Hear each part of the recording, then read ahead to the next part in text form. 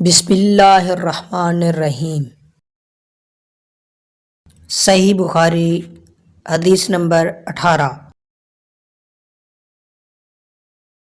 فرمان مصطفیٰ صلی اللہ علیہ وآلہ وسلم۔ رسول اکرم صلی اللہ علیہ وآلہ وسلم نے اس وقت جب آپ کے گرد صحابہ کی ایک جماعت بیٹھی ہوئی تھی فرمایا کہ مجھ سے بیعت کرو اس بات پر کہ اللہ کے ساتھ کسی کو شریک نہ کرو گے، چوری نہ کرو گے، زنا نہ کرو گے، اپنی اولاد کو قتل نہ کرو گے اور نہ عمدن کسی پر کوئی ناحق بہتان باندھو گے، اور کسی بھی اچھی بات میں اللہ کی نافرمانی نہ کرو گے۔ جو کوئی تم میں اس عہد کو پورا کرے گا تو اس کا ثواب اللہ کے ذمہ ہے، اور جو کوئی ان بری باتوں میں سے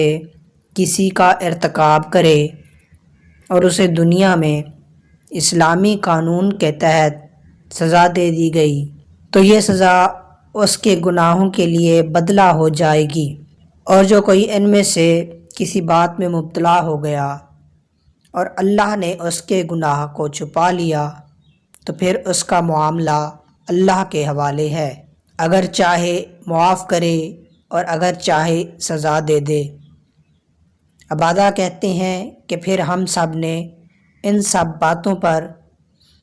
آپ صلی اللہ علیہ وآلہ وسلم سے بیعت کر لی۔